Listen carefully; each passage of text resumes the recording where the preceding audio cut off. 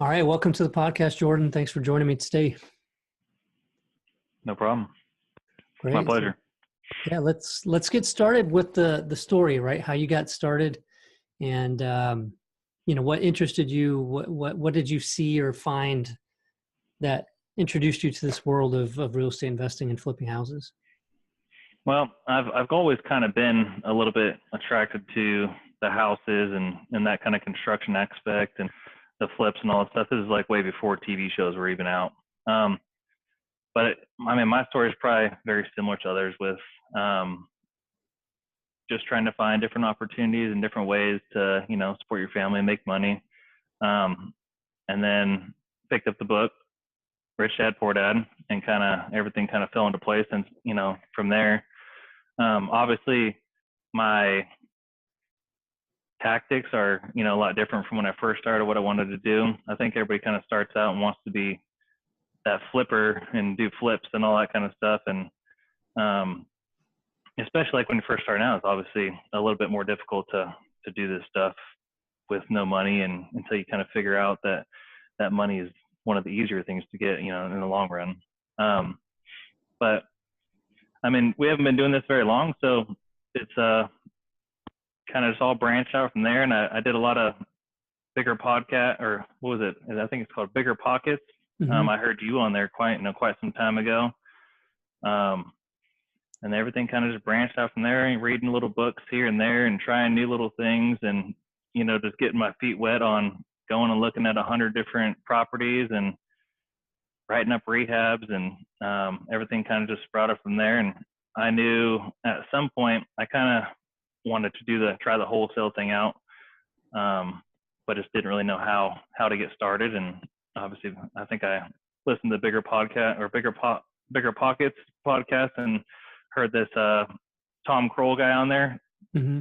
And the guy that everybody asks, is he on coke? He's just like crazy with his energy level and all that kind of input. Oh yeah, Tom's he is cool. I like Tom. Yeah, he's a good dude. So he definitely has his heart in the right place, but he's definitely a character. I was kind of in the construction part when I started this anyway. I do help run a roofing company. I'm in between doing all this other stuff here, so I had a little bit of background in that. So I kind of just used that to my advantage to try to find something to do. And I actually took down a small project with my father-in-law, and had no idea what we're doing. Or he's definitely the construction guy, so he knew all the construction aspects to it, but didn't know what to put in there, what's the proper materials to use. And there's always we're putting in stuff that's too expensive for this type of neighborhood and this and that, but everything worked out, made money, and it was one of our first flips, and everything kind of has been downhill from there. Nice. So at what point did you figure that you wanted to start wholesaling? What made you want to try that? I was looking for capital. So, to do what I wanted to do, we kind of decided that the rentals is where our main goal was, for me and my wife. And, we didn't really have the capital to get there. So, we wanted to do the wholesale stuff and start sending out postcards, building the buyers list, and, all the basic stuff to do it. So we kind of saved up some money and said, hey, try this for this amount of time. And if it works, it works. If not, then, wasn't meant to be. So we started sending out postcards and started getting them leads. And I had somewhat of a background in sales. I did door-to-door sales for Dish Network and DirecTV for quite some time too. So I kind of used a lot of those hard sell tactics to maybe close down some deals. But it took me 6 months to get my first deal down. So made a whole whopping 4,000, but get you started. From a fix and flip, right? 4,000. No, this is on our first wholesale deal. Oh, first wholesale. Okay, well that's not too bad. Yeah, it took me about 6 months of mailing. I think we're doing 500,000 postcards a week, something like that. So 5,000 postcards a week? No, 500 to 1,000. Excuse me. Oh, 500 to 1,000. Okay. Yeah, I was like, Yeah. sounded like 500,000, but I knew that couldn't be right. But Yeah. because you guys are just a couple hours north of us, right? You guys are. Correct. Yeah, we're like, we do primarily Bell County and then a little bit of McLennan County also, which would be like Waco and all that kind of stuff. All right. So I'm going to go back and ask some stuff about, how you've been doing this pretty much part-time, running this other business and all that kind of stuff. But I wanted to ask you real quick, because we have a mutual friend, Eric, that I wanted to mention on here and just find out a little bit of story about how you started working with Eric and what that's like. Okay. So I met Eric by sending a postcard out for a cash buyers list. And he had bought a house all cash or something like that. I think that's how he ended up in that criteria there. And he was definitely interested. I mean, at that point, he was still buying houses, but he wasn't doing the wholesale stuff.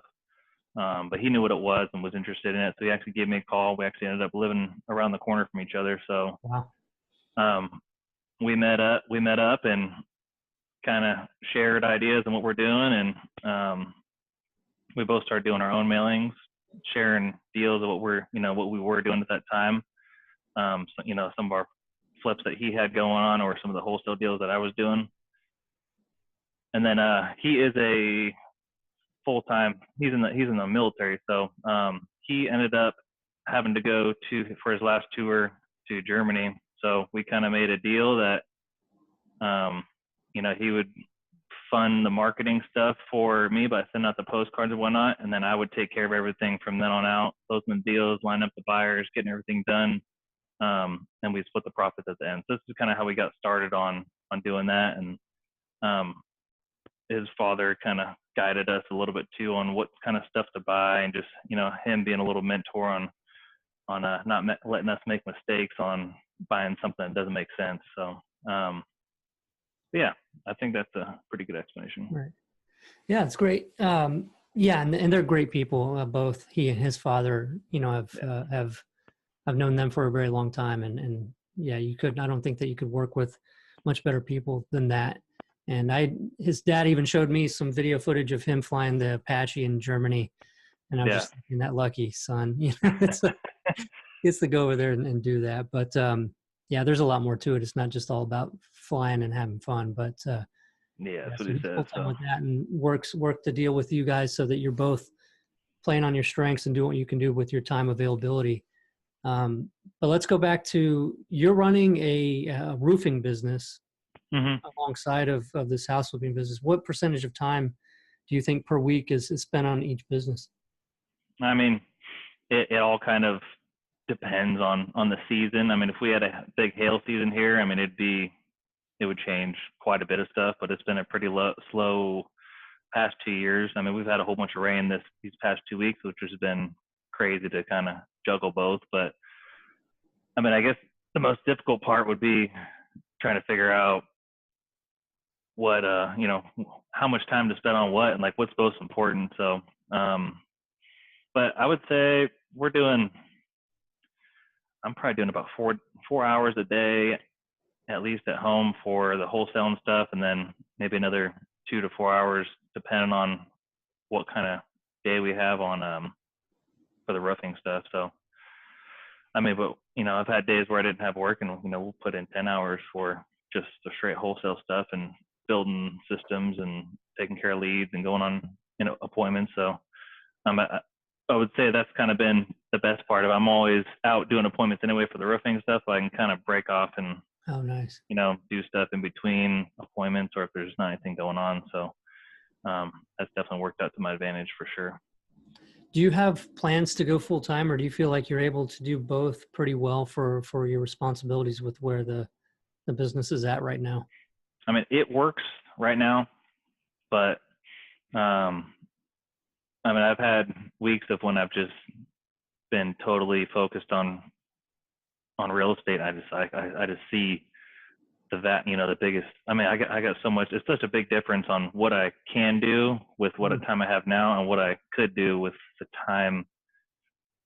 If I had the time. So there's always a plan, but I mean, I make a good paycheck. I'm sure 100 people are in the exact same situation, and it's great to have a paycheck every single week. You know, I got a mortgage, I got a family, 2 girls, so I'm not to the point yet where it makes sense that I can, you know, and I'm the only provider for this family too. My wife doesn't work; she takes care of the kids, which, you know, obviously is a job too. But Oh, yeah. yeah, it's just not, we're not to the point where we can just break off and that I feel 100% comfortable to be, you know, Yeah. all in. Yeah. So let's delve into that though, because I think maybe a lot of people listening are thinking, well, okay, so what are you doing now? Because there's things that you can do with the time that you have, and then there's things that you would be able to do if you had more time. And I want to find out, what are those things that you'd focus on now? Because I imagine you'd have to do the things that are going to produce more results from less time. So you're kind of forced to do the things that are going to move your business further more. Correct. So what does that look like? What are the things that you focus on? I mean, it's probably goes down to like the 80-20 principle. I'm not saying I'm an expert in this area, but I would like to think that I do get a lot of stuff done in a short amount of time. The stuff that counts is, I mean, definitely having a CRM to have everything there for you that just automatically flows the lead in there. Having the call rails or whatever kind of call systems you're going to have. We definitely have a VA that answers our calls and does all the callback stuff for us. So that'll definitely sift through all the garbage deals, people that are just fishing for a price, or people that are just calling to tell you to not send them postcards anymore, or, you know, whatever it is. So that definitely helps us kind of just focus on what's important for those deals. And then once I get those, line up the appointment for the next day so I can get out there and see if we don't have a deal or not. But I guess the biggest way I guess I would know if a deal is a deal is like giving them a range. I mean, that's it's a pretty good way to fit. You know, if people are fishing for price, and instead of just wasting your time and going out there on every appointment that has 80% equity or more. I mean, it's, for someone like me, it's just not possible to go on that many appointments. So yeah. So you give them a range and then see if they like how they react to that, or. Well, I mean, of course, I try to get out of them first. But if we're not, you know, if they're not playing ball like that, then I will definitely try to hit them with the range and ask them if this is like something that they think they'd be okay with. Then if we're with something close, obviously we can get there and start pointing out some rehab stuff and build some kind of rapport and, you know, try to close the deal that way. But we definitely aren't going on every single appointment that has 80% equity that's leaning more toward market value, which I'm sure we do lose a few of those deals by not going out there, but it's definitely a time management thing at that point. Yeah, you kind of have to focus on the ones that are more likely to, so that you're not on one of the ones that are less motivated and missing the one that comes through that you need to be there right away. Correct. And I know you're in a very competitive market out there in San Antonio, so I'm sure a lot of those people are just going on any appointment they can get an appointment for. So we're just not there yet. Yeah. What percentage of ones that have the equity, have the room, would you say you pass on and don't even go to the appointment? Roughly, I mean. I'd say like that have the equity, maybe like one out of 8, 1 out of 7 or 8. I mean, there's definitely room to sell those deals, but the margin is usually pretty thin. So if it's just going to be a pain in the butt deal and it's going to take a lot of time and effort, then we'll usually just pass them on and maybe put them on a follow-up and see if we can't reach these people later. And, you know, maybe they tried to sell their house and, you know, now they're maybe in a situation where they're ready to sell now instead of waiting those months that they were trying to put on the market. Yeah. Are you guys, you know, so how many appointments do you typically go on per week? So when Eric was, kind of jump back, I guess, a little bit. When Eric was doing his military stuff, he was gone for 6 months. That's kind of where we built everything up.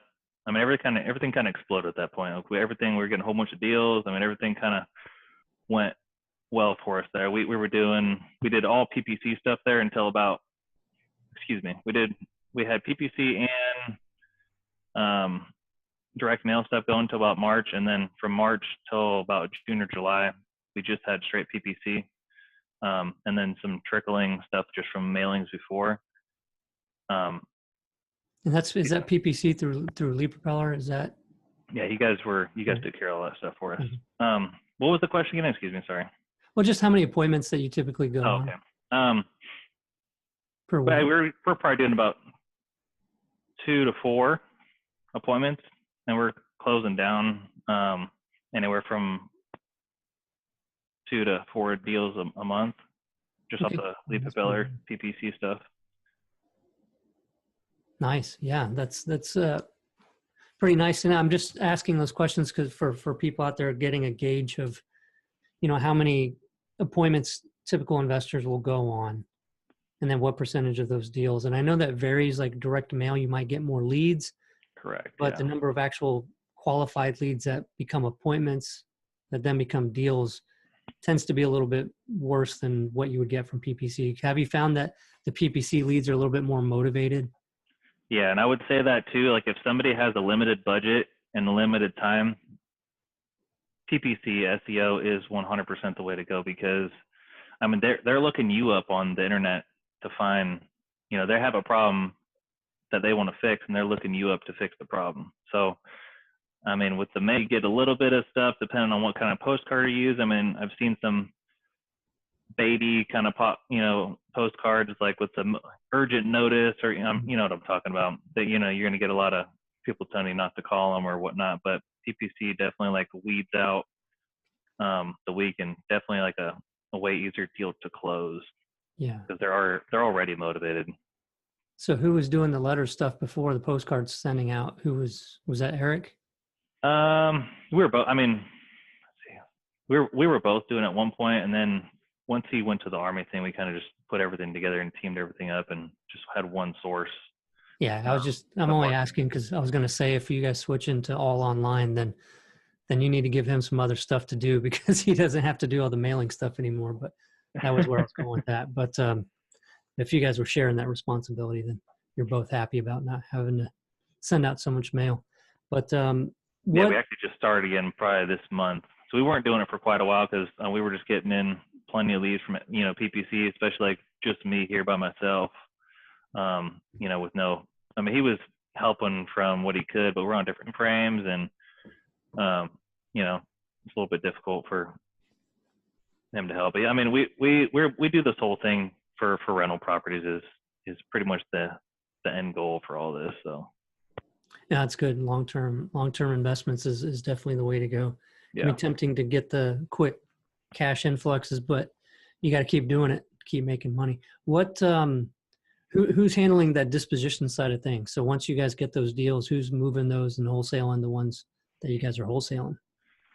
So when he was gone, we had a company we made an agreement with that we would send all our deals to them, and we would share some of the profits and this and that. So that kind of helped me just be able to line up deals, close contracts, send that to them, and then they would line up everything and take care of disposition. So right now, that's juggled between me, Eric, and our assistant.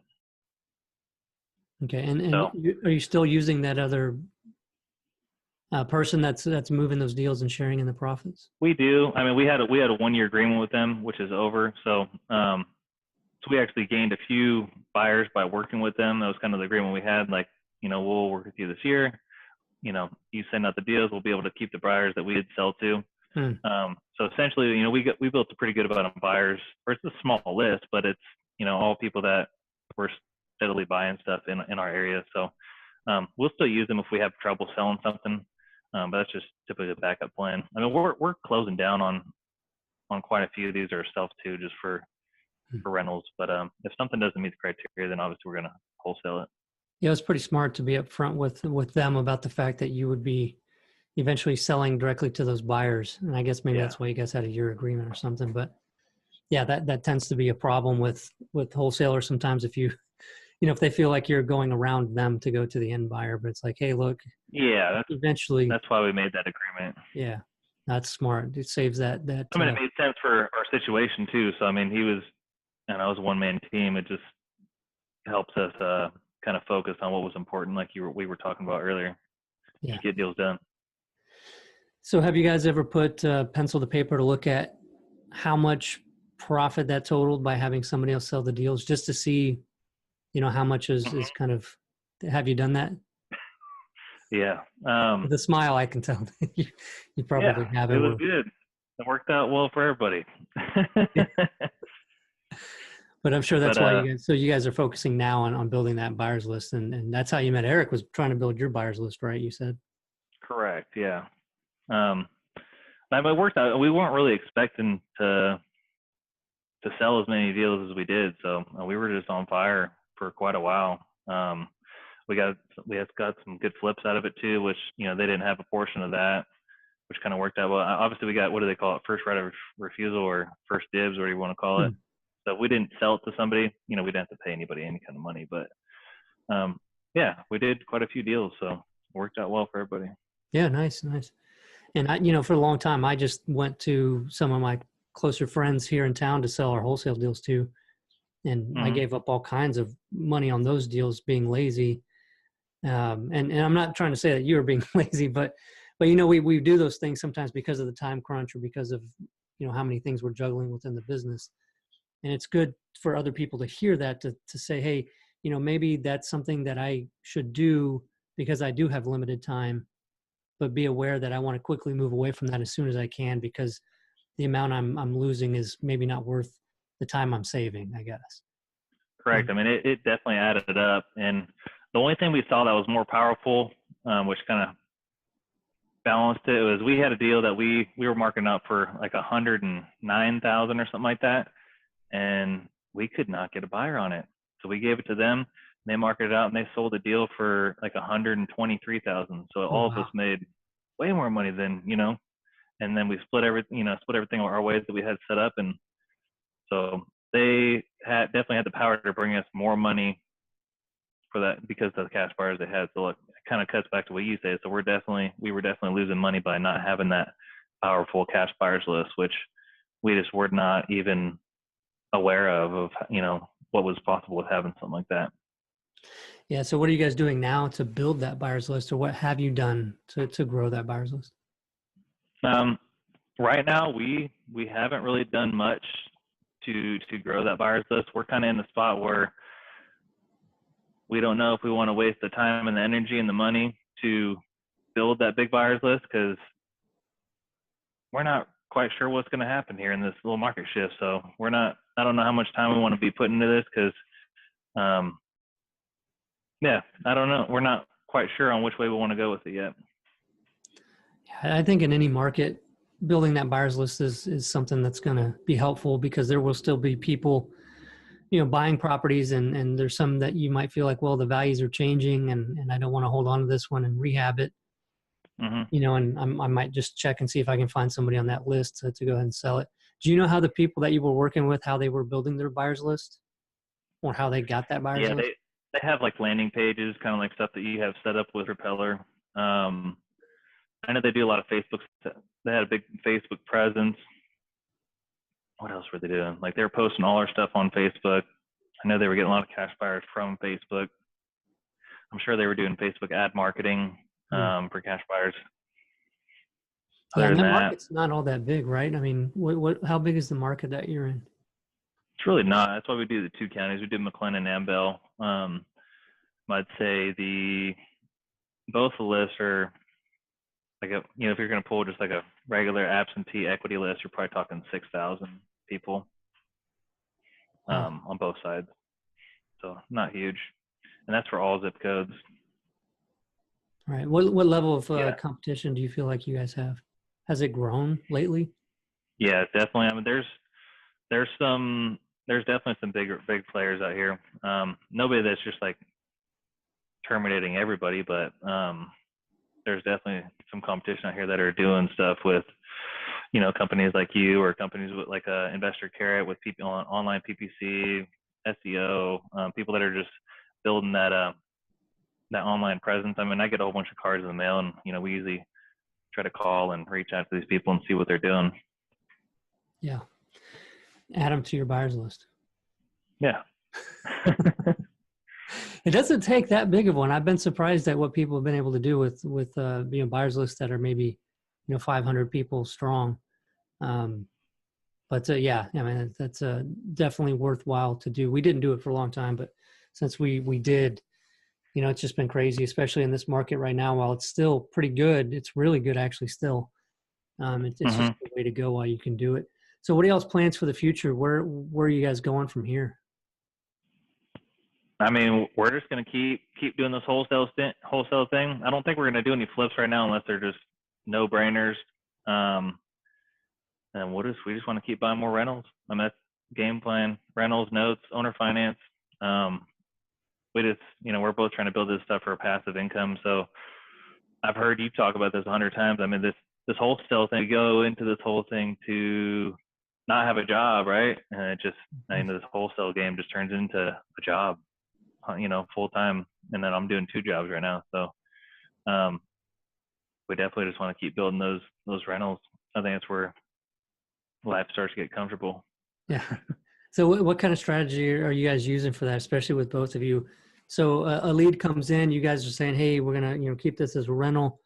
Are you guys doing it where he gets one, you get one, or you guys? Yeah, we got a little list. Yeah. We'll go back and forth and kind of keep track that way. I mean, it hasn't turned into a problem where one person is trying to take too much. But yeah, well, we got a pretty good partnership, and everything works out. We synergize pretty well. I mean, there's nothing really we argue about, so everything works out pretty good. Nothing ever seems unfair. Yeah.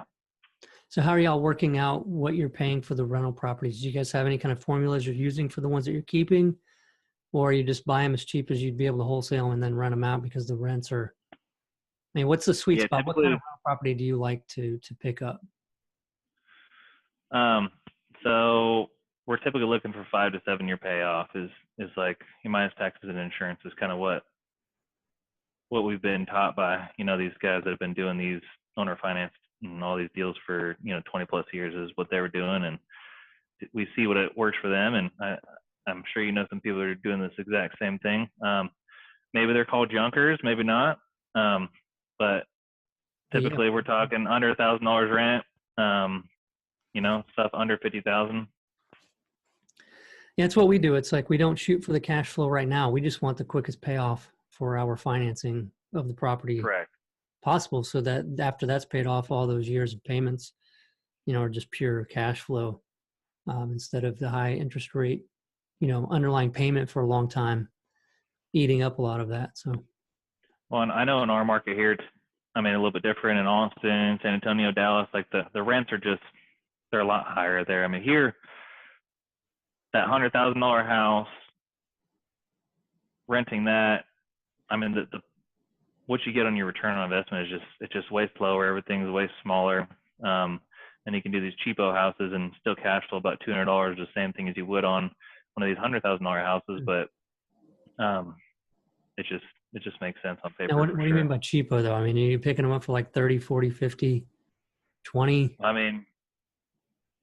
10 to, just trying to gauge. 10, if I want to 8.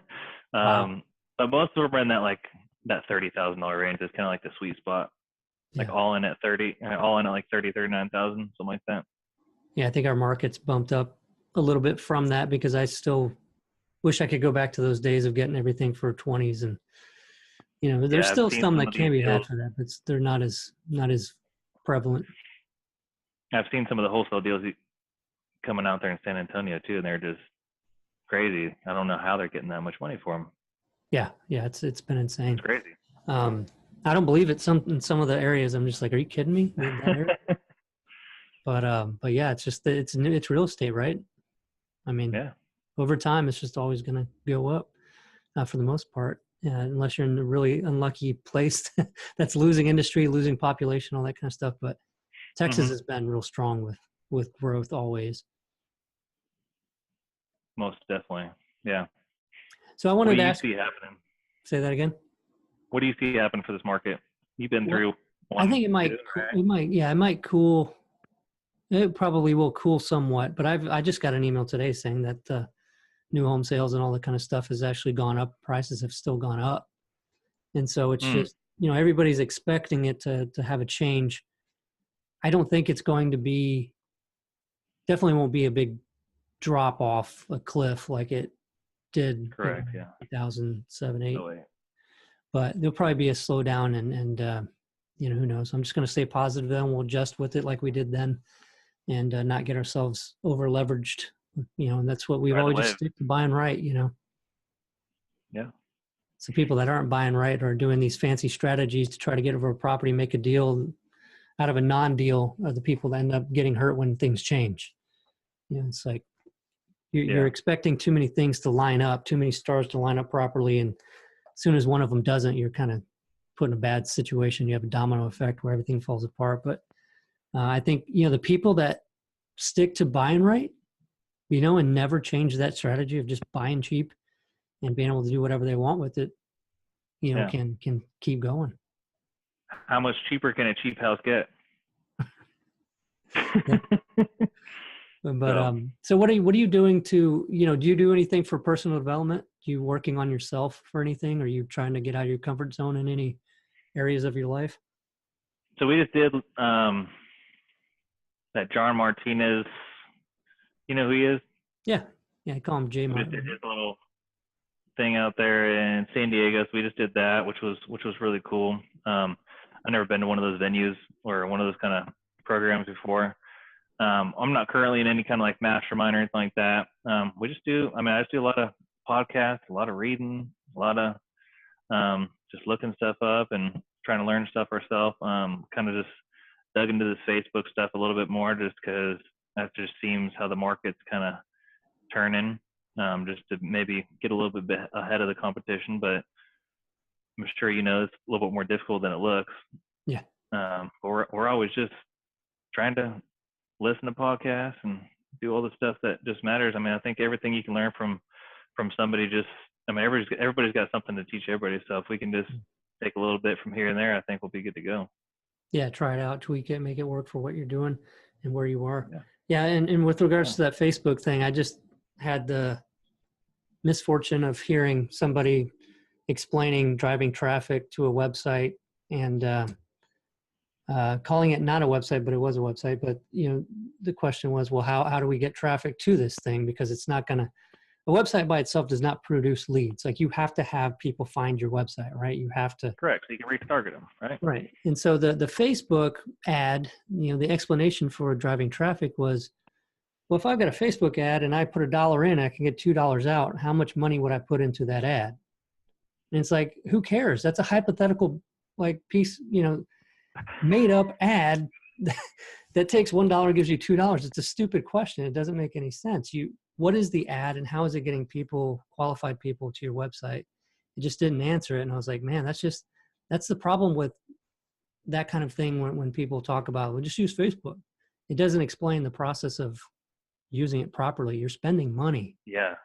Yeah. And you can't just throw anything up. It's very unlikely it's going to work. You gotta, there's pics, and you got to know what picture to put up and split test stuff. It is not a simple thing at all.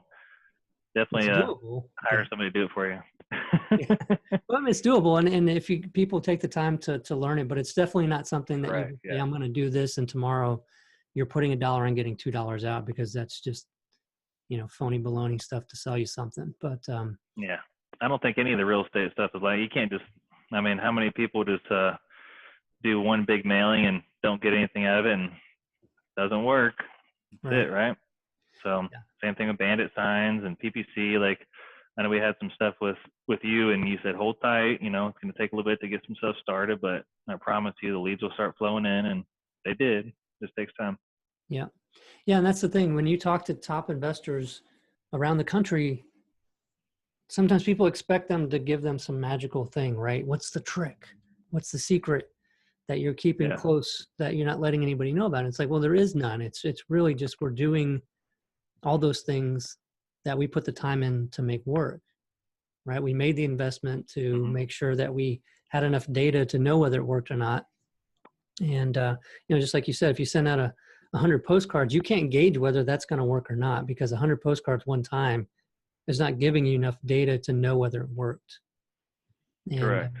Yeah, that's just a huge thing. And it'd be nice if there was magical ways for people to generate leads that nobody knows about, but the ones that work are the ones that people know about. And it's just a matter of, getting in there and doing the little bit more hard work of testing it out and making the That investment. shiny object. It's tough to be an entrepreneur and not get distracted by those shiny objects. Yeah. Yeah. So what are those books behind you? Are those business related books, or they just for show? Well, we're trying to sell our house, so some of them are staged books. Oh, I see. I got 10X over here. I got Getting the Money by Susan Laster. I got here E-Myth. Oh, nice. Yeah. So what did you have a favorite book that you'd recommend to other people? I'm like halfway through Riches in Babylon, which is pretty good. A little basic, cool book. I think maybe even for younger kids, it'd still be like a good little read. Not to say, I mean, for a start book, obviously Rich Dad Poor Dad is a good way to get everything started. But what about that book was so interesting? I'm fascinated by that because so many people, get into this business because of that book, or at least get interested in the business. Do you remember what about that book kind of like sparked your imagination or got you excited about? First of all, I had a hard time believing that this was a true story, but it's obviously not. But it's just together, like it's believable enough, and it just like sets out, it just kind of lays it out in a certain way that just makes it seem very doable, and to the regular kind of person, like anybody could do it. But I'm trying to think whether they could. Yeah, that makes sense. I'm just curious, and I loved the book too. I mean, I thought it was a great book. Kind of opened my eyes to the way money should be used, right? I mean, it's just kind of. I mean, it shows you a different way to kind of think about money. Same thing with like The Richest Man in Babylon. Same kind of qualities in book. I guess I don't have any of my stuff here. I was going to say, man, if those are staging books, I wonder who your staging company is. Sounds like an investor, right? They use a lot of our stuff, but yeah. Awesome. Well, do you have anything you want to share with the audience? Anybody listening out there before we sign off? Well, me and you kind of talked about this in the beginning here, but I mean, I wouldn't advise anybody to go out there and try to come up with any kind of newbie way to do it. I mean, if you're just starting, like I just copycat somebody. I mean, I bought that little wholesaling program. I'm not trying to advertise for them, but just there's so many other programs out there too that are great. But it just kind of gives you cut and dry. This is what you do. Follow it out, grind it out. Put in the time, and the leads will come. Yeah, and I mean, how many people are hesitant to buy a training course? I mean, it's like an investment that all you got to do is pick out a couple nuggets in there of steps maybe you were missing to give you the confidence to go take action.